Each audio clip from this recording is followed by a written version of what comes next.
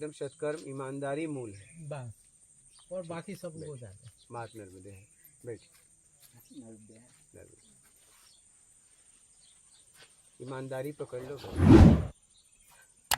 बस। जैसे गुरुदेव आपने बताया एक सत्कर्म का और एक पुण्य कार्य का, कि सत्कर्म तो मिलेगा नहीं, ये तो प्रकृति देगी। हाँ, तो ही हाँ। अब हमारे हाथ में तो सिर्फ पुण्य कर्म ही बचा। आपके हाथ में हाँ। तो इन दोनों को क्या पुण्य कर्म करते हुए हमको सत्कर्म का लाभ मिल सकता है, या सत्कर्म नहीं मिलेगा? वो तो जब प्रकृति चाहेगी तभी मिलेगा। पुण्य किस भाव से कर रहे हो मायने रखता है। पुण्य उन लोगों के लिए कर रहे हो जिन्हें जरूरत ही नहीं है, जिन्हें जरूरत है। खोजना चालू करो। सुबह भोजन लेके निकल गए, जरूरतमंद को दे दो, जैसे चिड़ियों को। शुरुआत करो,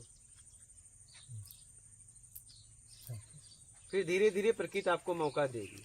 प्रकृति स्वयं निर्माण करेगी आपके, धीरे धीरे आपको मौका देगी। समझ रहे हैं? जैसे आप आगे बढ़ोगे वैसे वैसे प्रकृति कल्प वृक्ष की तरह है। क्या जो सोचोगे वो मिलेगा, जो सोचोगे जैसे जैसे आप उस लायक बनोगे, भाव आपका प्रबल होगा, वो मिलता जाएगा। स्थितियां अपने आप बनेगी। एक कल्प वृक्ष की तरह है। यही मैंने अपने जीवन में समझा। अब देख लो आपको क्या चाहिए। ज्यादातर हो रहा है हमारे साथ, जाना कहीं और है, पता कहीं और का पूछ रहे हैं, जा कहीं और है, हमें खुद नहीं पता कि मुझे जाना कहाँ है। बस यूं ही चले जा रहे हैं। कहाँ जाना है पता नहीं, बस चले जा रहे हैं। देखिए आपको कहाँ जाना है। फिर प्रकृति ऐसी मौका देगी, ठीक है, ऐसे लोग आपसे मिलने लगेंगे। क्योंकि हम लोग एक दूसरे के पूरक हैं ना। 3 प्रवृत्तियां होती हैं, सात्विक, तामसी, राजसी। जो आपको चाहिए ऐसे लोग आपको मिलने लगते हैं अपने आप।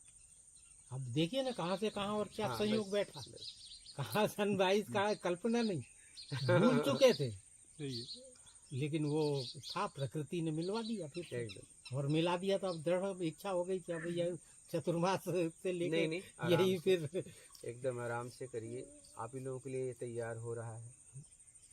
और आपका कोई प्रश्न रहा तो गुरुदेव, फिर हमें हमारे पुराने कर्मों का पुनरावलोकन करना चाहिए या नहीं करना चाहिए, कि अब हम उनको भूलें? अगला जो है वर्तमान में आपके बस में नहीं है याद करना और भूलना।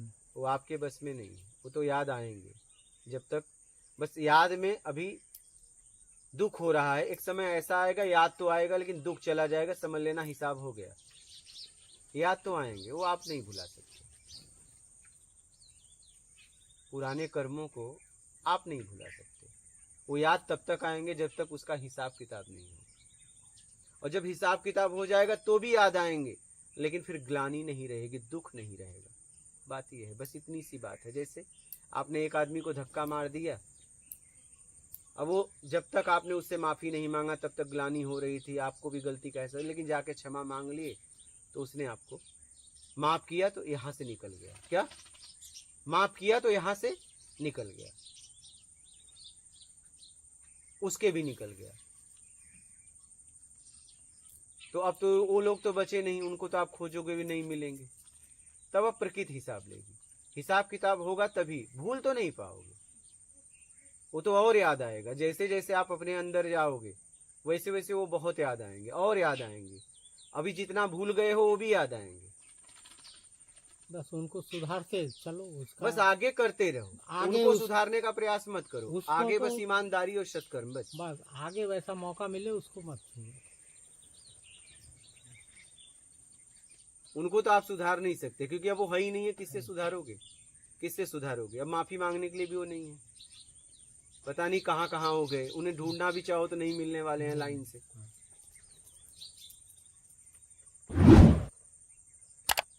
इसलिए छोड़ दो। अब आगे आप ईमानदारी से सत्कर्म करो। बस यही आपके हाथ में अब रहा।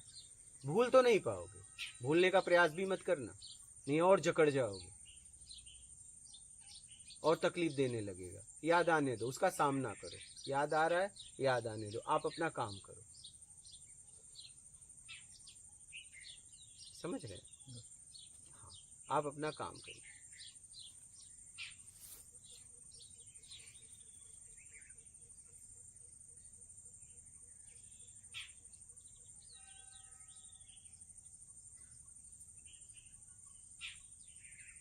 और बोलिए।